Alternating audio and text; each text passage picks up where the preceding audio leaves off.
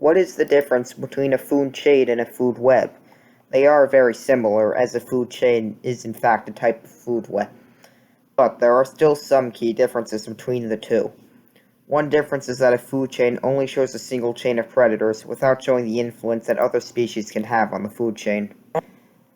A food web, on the other hand, is a chart that shows how different food chains interact and overlap with each other.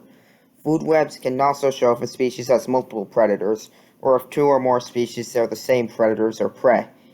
If you look closely at this food web, you can see that each path is actually its own food chain. The reason this is considered a food web and not just a group of food chains is because in this image, each branch represents a separate chain, and the chains interact to form a web.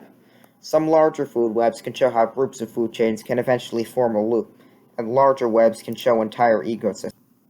Another difference between webs and chains is that food webs show a range of information about the species on the chart, while a food chain is limited to only showing predators. Food webs can show many things about a species, such as how a species without prey can acquire energy sources, as well as what different species do with extra energy, and also how species that aren't predators can still affect the web.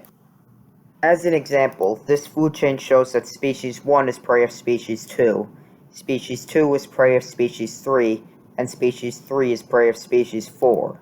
When the chain is expanded into a web, we can also see that species 1 gets its energy from the sun using photosynthesis.